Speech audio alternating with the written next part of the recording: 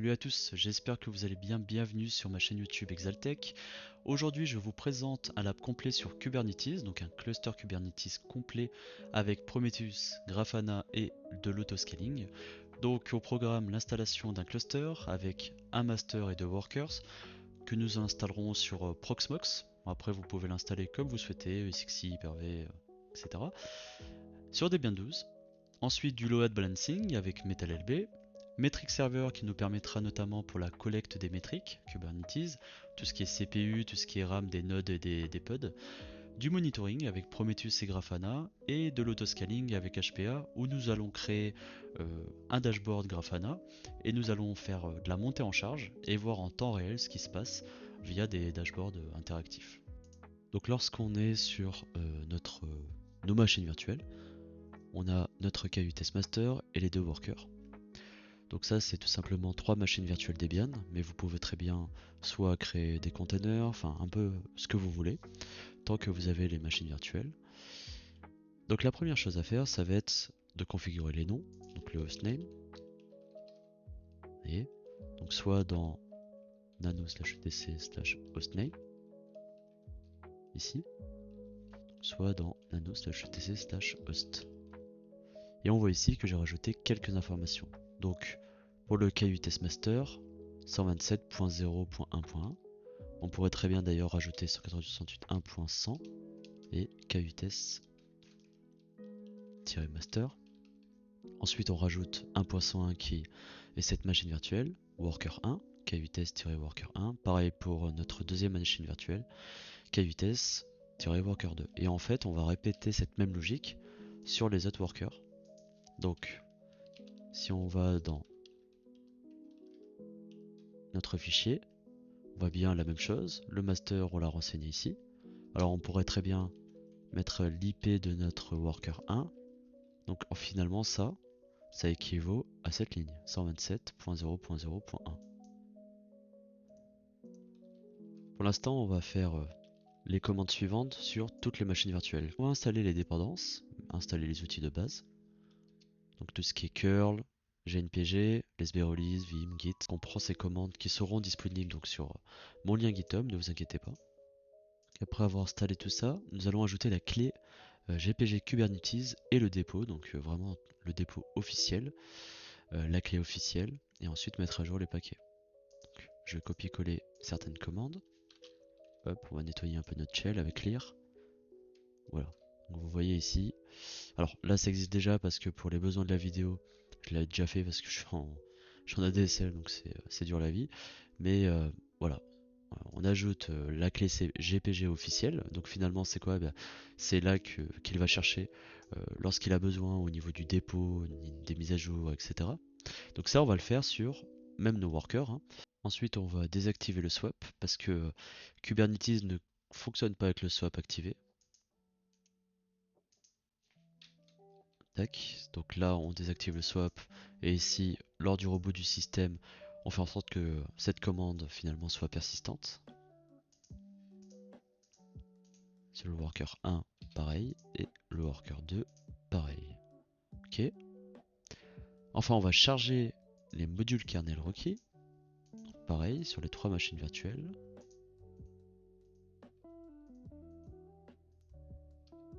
Ok. Enfin, on va configurer les paramètres réseau. Donc avec cette commande. Sur les trois. Hop, hop. Donc, on doit pouvoir, enfin, Kubernetes doit pouvoir filtrer et router le trafic entre les pods et entre les nœuds. C'est pour ça qu'on active ces commandes.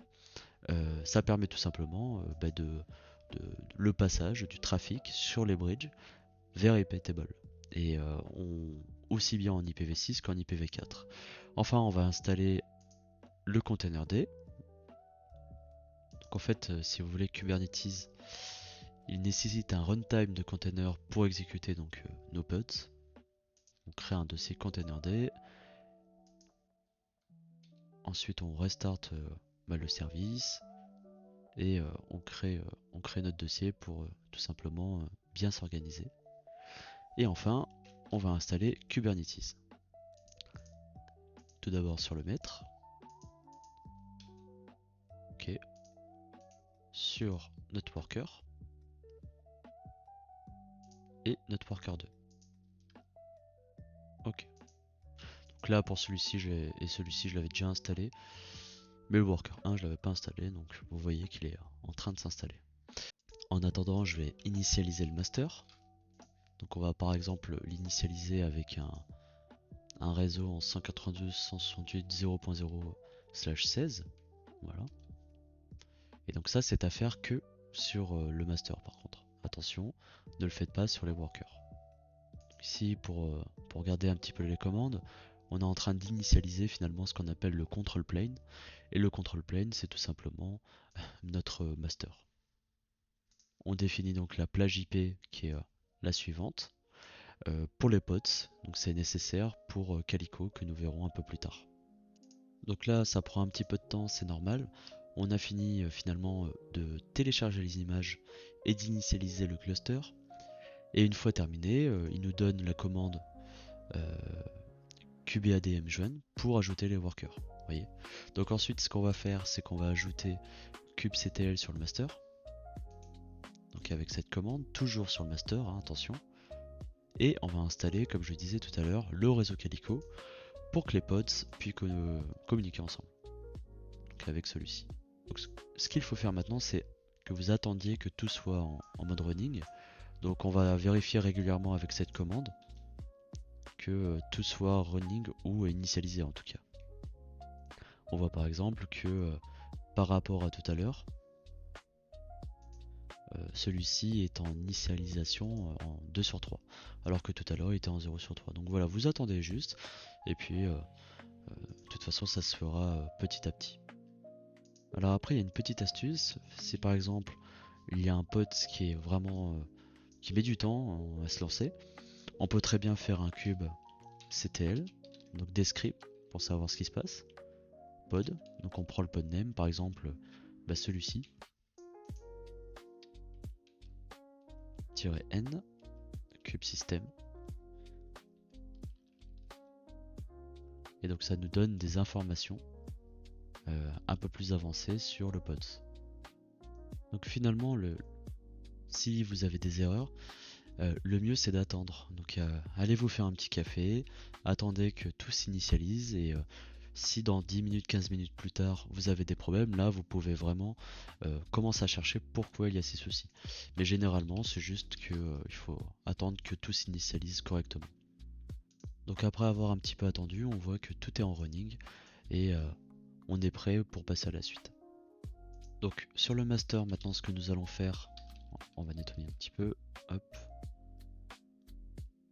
Voilà, je vais un petit peu zoomer comme ça vous voyez mieux. On va récupérer la commande pour joindre les workers, donc de cette manière. Finalement vous voyez il y a une notion de token que nous allons prendre. Et sur le worker 1 et le worker 2, on va exécuter la commande générée. Donc la commande en question, ça va être de kubectl join jusqu'à notre SHA-256. On va commencer sur le worker 1. Hop, nettoie un petit peu.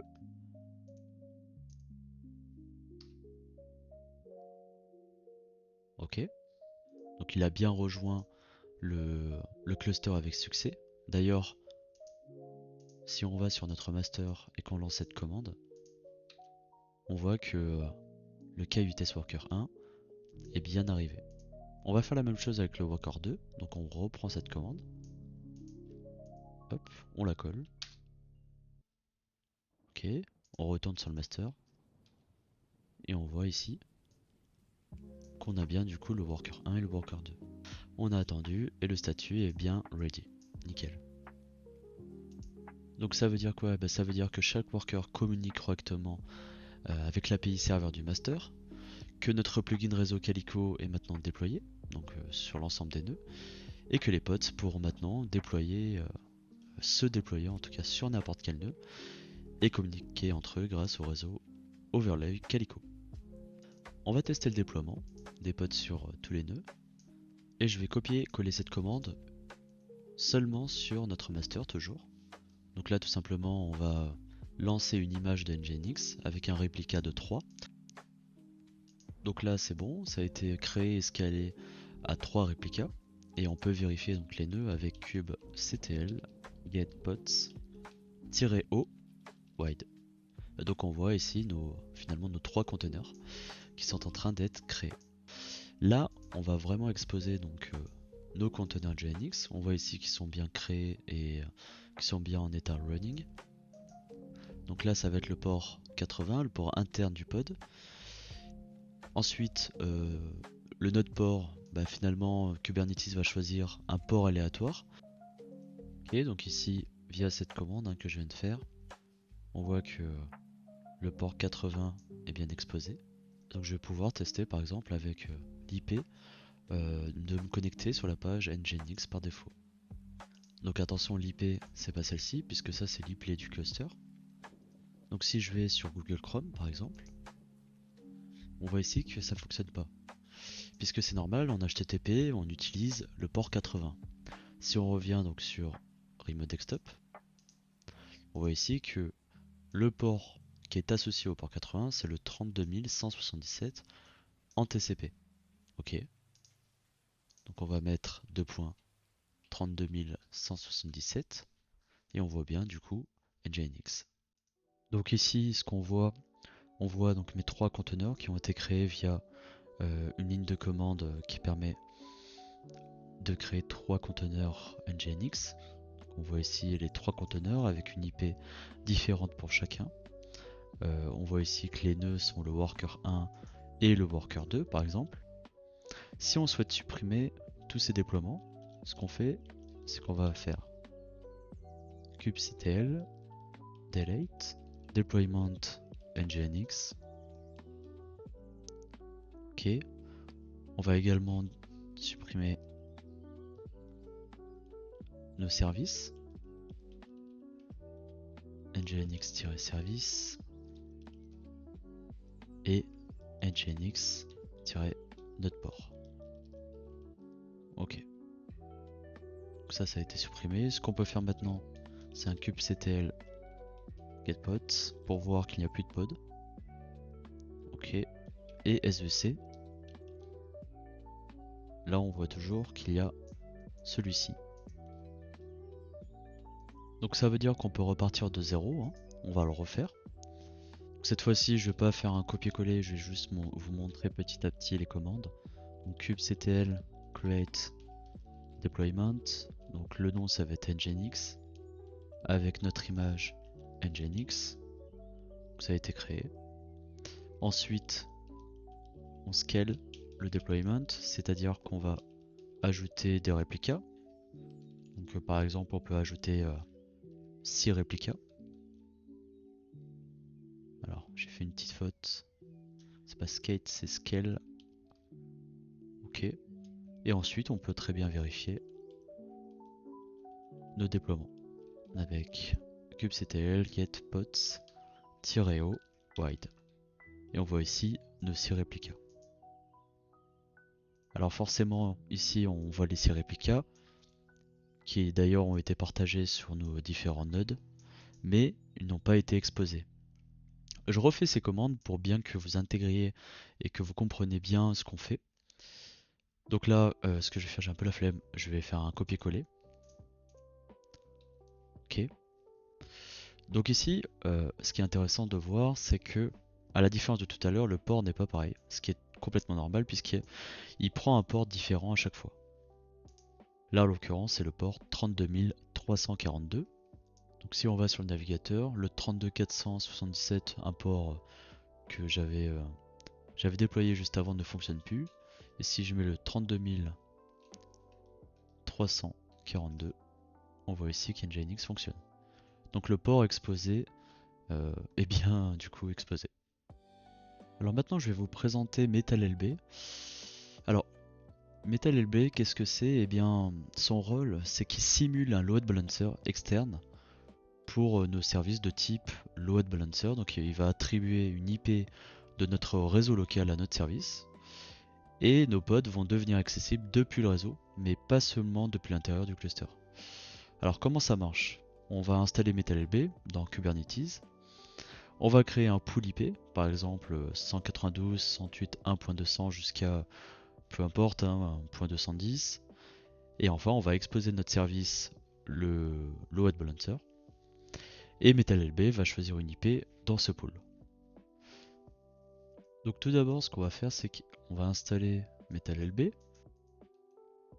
On va vérifier du coup que ça a bien été installé. Donc on voit ici que le statut est bien en running, avec le contrôleur et les 3 speakers, donc c'est parfait. On va ensuite créer un fichier pour configurer MetalLB.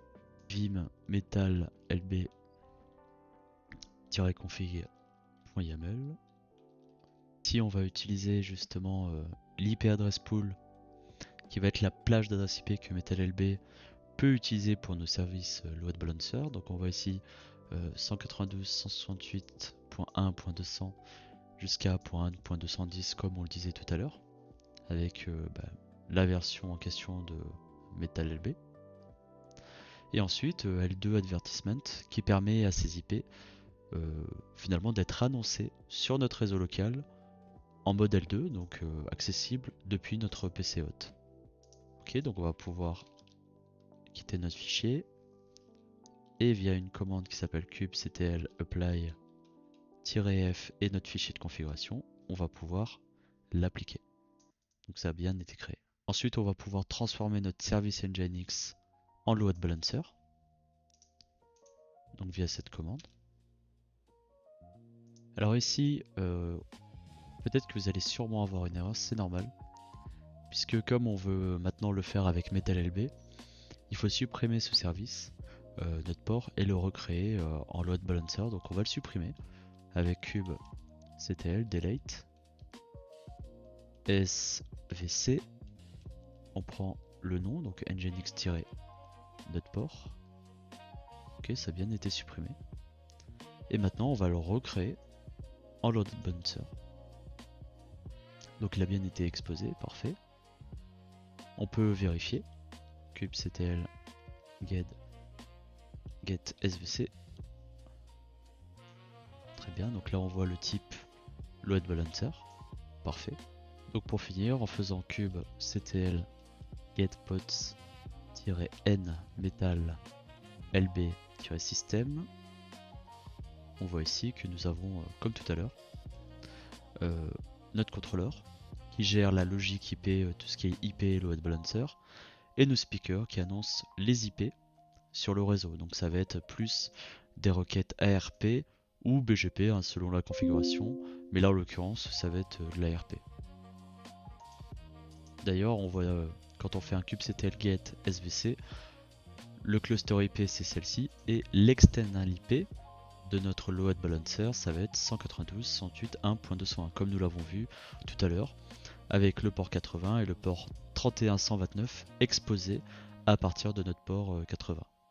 Alors pour résumer un petit peu ce qu'on a fait, on a déployé un cluster avec Kubernetes avec nos 3 nœuds, donc le worker 1, worker 2 et master. On a déployé Nginx avec plusieurs réplicas comme on l'a vu. Et puis enfin on a déployé MetalLB qui attribue une adresse IP externe à notre service load balancer, ce qui nous permet de faire de l'équilibrage de charge. Maintenant on va utiliser Grafana et Prometheus pour les métriques et le dashboard. Donc on va prendre la méthode la plus simple qui nécessite d'utiliser Helm à installer sur notre master. Donc c'est ce qu'on va faire. On va tout d'abord l'installer avec cette commande. On va l'archive qui est juste ici, on va la décompresser avec tar-zxvf.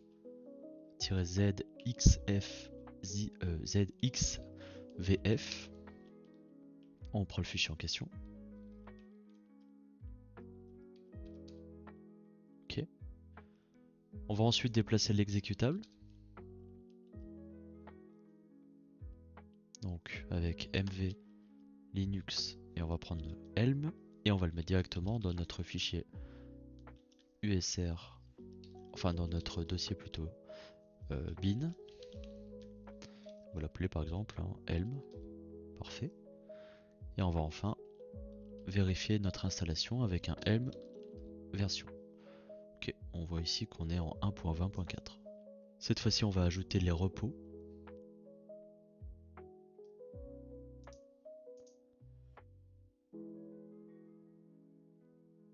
Ok, parfait.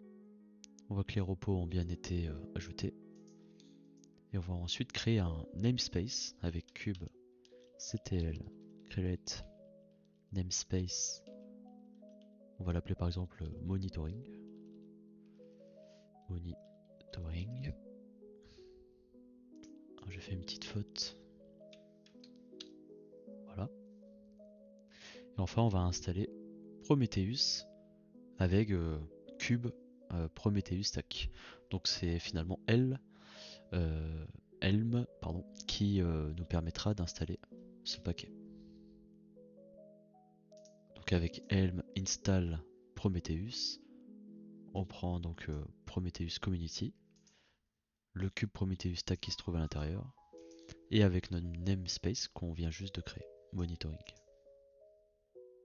Ok, on va pouvoir maintenant vérifier les pods avec cube ctl toujours get pods-n, et cette fois-ci monitoring. Ok, donc on voit comme tout à l'heure que Grafana et Prometheus sont en train d'être créés, juste ici. Donc on va attendre un petit peu et on se retrouve une fois que ça a été créé et en running. Alors parfait, notre stack Prometheus plus Grafana est en running dans notre namespace monitoring, comme l'on voit ici. On va vérifier le namespace avec un cube ctl get svc-n monitoring. Et avec MetalLB, on va passer Grafana en load balancer, un petit peu comme on a fait avec Nginx. Donc on va prendre cette commande. Ok. On va ensuite vérifier l'IP attribué avec un cube ctl get svc-n monitoring.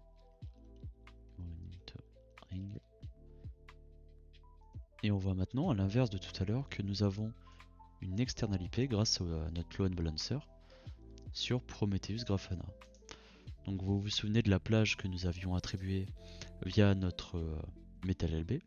On voit ici 1.202. Ok. On retourne ici. Au mieux de mettre 1.100 avec le port, on va juste mettre 1.202. Et on voit maintenant que Grafana est connecté. Donc le mot de passe, enfin l'user ça va être admin. Et le password, on va devoir mettre une commande en question. Donc celle-ci. Donc on voit que le mot de passe, ça va être prom operator. On copie et on colle le mot de passe. Et on est maintenant connecté. Alors nous avons maintenant Grafana, Prometheus, ce qui est très bien, et nous avons réussi d'ailleurs à exposer Grafana. Prometheus, bon, normalement il n'y a pas besoin. Hein. Maintenant ce que nous allons faire, c'est installer Metric Server. Alors qu'est-ce que c'est? Eh bien c'est un composant Kubernetes qui permet notamment de collecter les métriques, tout ce qui est CPU et RAM, des nœuds ou des pods, hein, donc ce qui va nous permettre vraiment d'avoir des détails sur le système de tout ça. Il permet notamment aussi d'utiliser kubectl top node et kubectl top pods, hein, et il est surtout nécessaire pour l'autoscaling horizontal, donc ce qu'on appelle le HPA. Alors dans un premier temps, on va se connecter toujours sur notre master, hein. Hop, j'agrandis un petit peu. On va vérifier si jamais il existe, donc forcément il n'existe pas, et donc on va devoir l'installer. Hop, toutes ces commandes vous les retrouvez forcément sur mon GitHub. Je vais juste vous montrer un petit peu comment est fait mon GitHub. Alors voilà brièvement hein, comment c'est fait. Je vous ai fait juste un petit readme pour que vous puissiez comprendre un petit peu la structure de notre lab. Et aussi voilà, l'exemple de ressources des machines virtuelles. Et vous pouvez donc retrouver toute la documentation, les fichiers de configuration, etc. Directement ici. Donc vous voyez l'installation de Kubernetes, le déploiement de MetalLB, enfin tout ce qu'on fait. Et d'ailleurs ce que vous allez voir peut-être n'est pas à jour en fonction de ce que je mettrai dans le futur. Alors une fois installé, on va voir s'il est en mode running. Il est en mode pending, ok. Donc Donc cette fois-ci il est en mode pending. Il y a plusieurs labs où j'avais justement installé mon metric server et en fait il était en mode pending. Ça, je pense pas que vous aurez ce problème. Je pense que votre souci sera qu'il est en mode running mais qu'il est pas en mode ready. Généralement il est en mode pending puisqu'il n'arrive plus à communiquer avec les nœuds. Et donc ça, il faut tout simplement un reboot des machines, hein. Donc c'est pas très grave. Hop, je reboot tous les workers et le master. Donc voilà, là le statut a été changé, il est en train de se créer. On attend un petit peu, hein. De toute façon il faut être patient avec Kubernetes. Ok, donc il est maintenant en mode running, hein, donc j'ai juste redémarré mes workers et ça refonctionne. Mais il n'est pas en ready. Donc ça c'est généralement un problème de certificat, c'est assez normal. D'ailleurs on peut le vérifier avec les logs. Vous voyez ici, vous avez des problèmes au niveau de chaque nœud, le 1.100, 102, 101, et c'est toujours plus ou moins la même erreur, hein. Il parle de cannot validate certificate.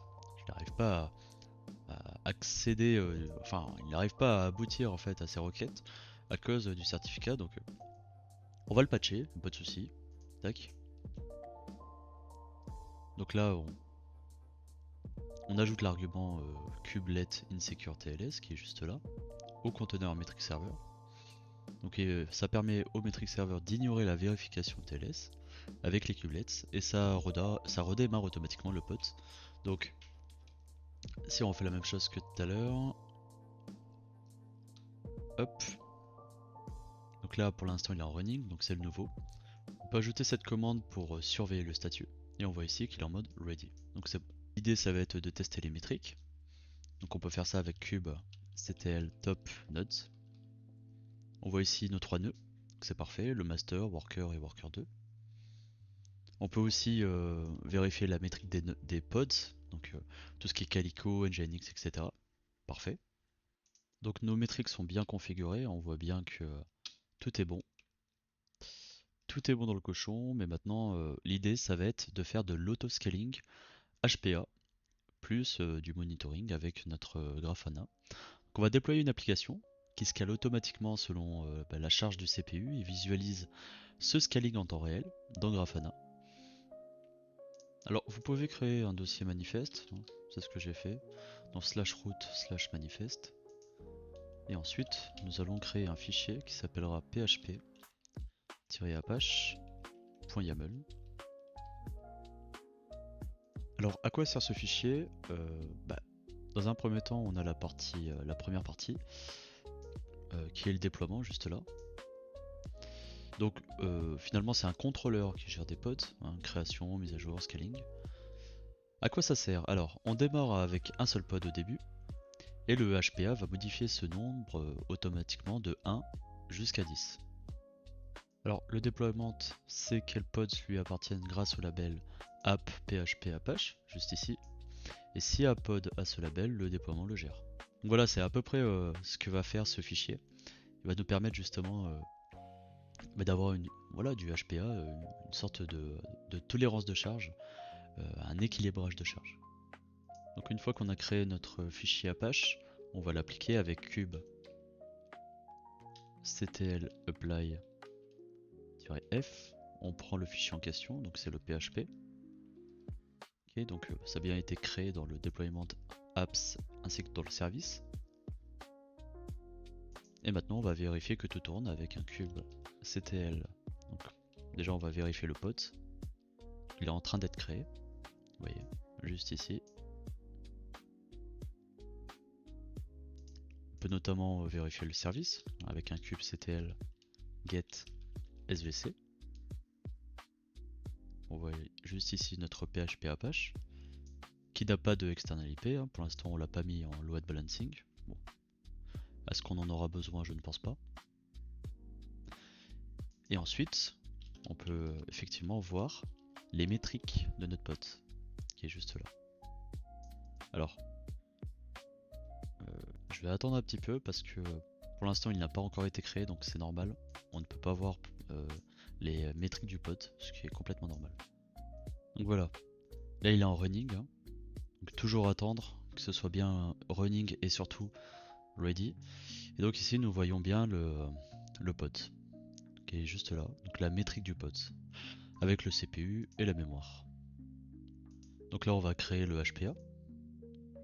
On va par exemple mettre 50% de CPU. Ok, parfait. Et on peut vérifier ensuite le HPA avec un cube ctl get HPA. Alors ce qu'on va faire maintenant, c'est que on va ouvrir un nouveau terminal. Donc on va dupliquer ce terminal. Ok, donc toujours sur le master. Et on va lancer cette commande cube ctl run -t -rm load generator. On va prendre l'image qui permet de faire ça. L'image c'est busybox la 1.28 et on va utiliser /bin/sh. J'avais fait une petite faute. Donc il y a un shell qui s'ouvre à l'intérieur, c'est normal. Et là ce qu'on va faire c'est que on va copier-coller la commande. Je vais sur mon GitHub. Et donc là, vous inquiétez pas, hein, c'est normal. Il y a une boucle qui tourne. Donc on va laisser ce terminal ouvert. Et on va observer le scaling dans notre premier terminal. On va regarder avec justement cette commande. Donc on voit ici que le CPU commence à s'augmenter. Alors le CPU va augmenter peut-être jusqu'à 250%. Voilà, vous voyez, 247%. Et que fait le HPA? Eh bien, il a créé plusieurs réplicas justement pour pallier à cette charge momentanée hein, finalement qui n'est pas normale. Vous voyez, il y a 3, maintenant 5. Et donc le maximum ça sera 10. Juste ici, et le minimum 1. Alors, en attendant qu'il fasse ça, on peut également reconnecter notre session, enfin dupliquer la session et surveiller les pods. C'est optionnel, hein, mais on peut tester ça aussi. Vous voyez. Donc là, on voit qu'il est en train de créer en temps réel, hein, finalement, des pods. Qu'il est créé, il est run, il est créé, il est run, etc. Et on peut voir également, à côté de ça, les métriques. Tac. Les métriques en question. Donc avec le pourcentage de CPU et en mégaoctets la RAM qui est installée sur chaque PHP Apache. Alors pour finaliser ce lab et pour qu'il soit bien complet pour vous, je vous propose maintenant de mettre en œuvre Grafana en créant un dashboard interactif qui nous permet de voir justement la génération de charge en temps réel. Donc toujours un terminal de terminal, le terminal pour générer la charge. D'abord ce qu'on va faire c'est on va se rediriger sur notre Grafana, donc avec Google Chrome. Donc lorsqu'on est sur notre page d'accueil de Grafana, nous allons aller sur le dashboard et nous voyons déjà qu'il y a des dashboards qui sont déjà créés, c'est pas moi qui les ai créés. Donc on peut faire un petit tour dessus, par exemple on voit ici les ressources du cluster, donc c'est quand même assez bien détaillé et je trouve que les dashboards qui ont été créés sont plutôt pas mal. On voit d'ailleurs le namespace que nous avons créé qui s'appelle monitoring avec les pods en question, donc nous en avons 8, etc. etc. Et nous ce que nous allons faire c'est importer un fichier JSON que j'ai créé directement depuis mon GitHub. Que vous allez l'avoir bien sûr. On fait importer et ici nous allons copier-coller. Tac, load et import. Ok. Donc ici on voit pas mal d'infos. Tout d'abord nous allons changer ici last Caesar, nous allons mettre 1 minute, ça ira très bien. Donc toutes les minutes nous verrons le changement. Il y aura une actualisation toutes les 5 secondes. Là c'est le CPU par pod. Ici nous voyons le CPU total de nos conteneurs PHP-Apache.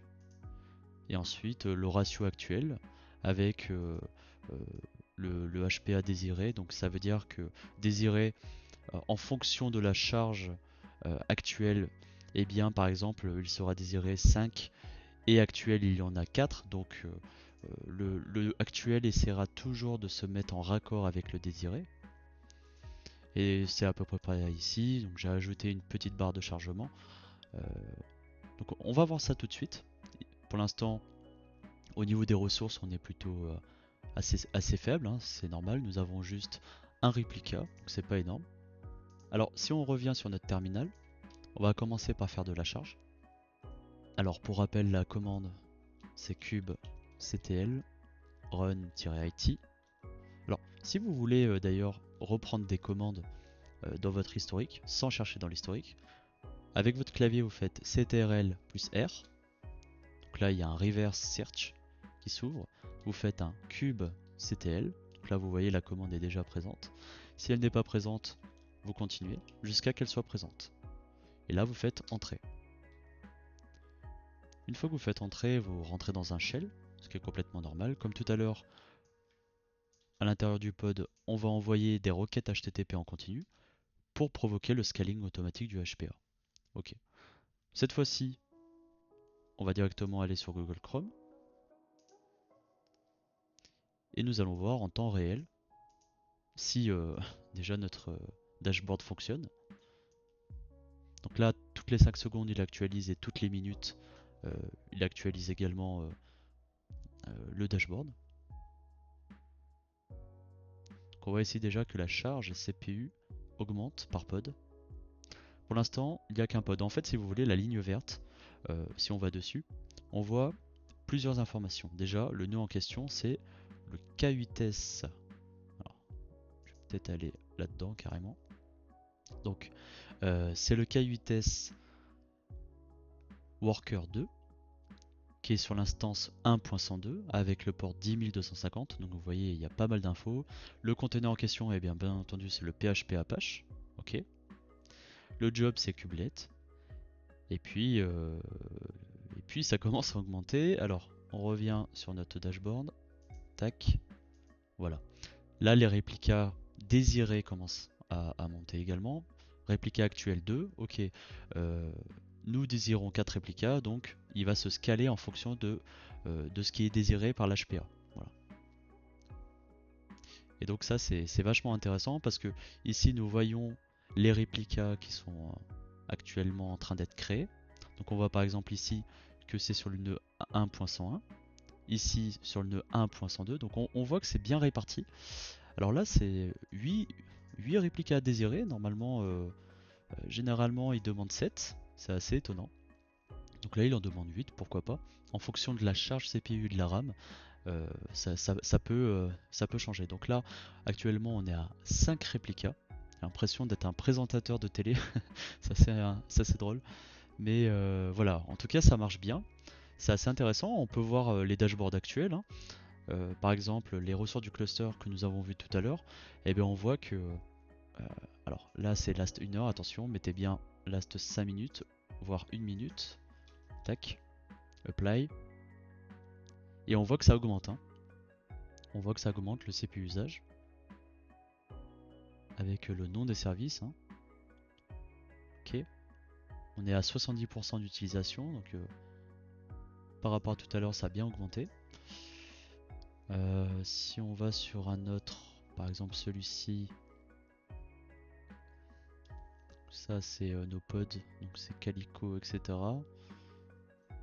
La mémoire, la mémoire maximum, donc 1,92.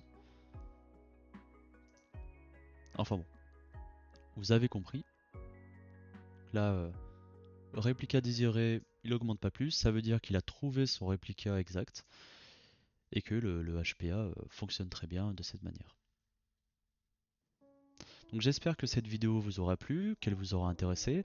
On a vu pas mal de choses. On a vu les bases de Kubernetes. Et puis ensuite, on est allé un tout petit peu plus haut au niveau des compétences. En tout cas, voilà, si ça vous a plu et si ça vous a intéressé, n'hésitez pas à lâcher un petit commentaire, à mettre un petit like, à vous abonner. Ça fait toujours avancer le bousin. Et puis nous, on se revoit très vite pour de nouvelles vidéos. Allez, bye.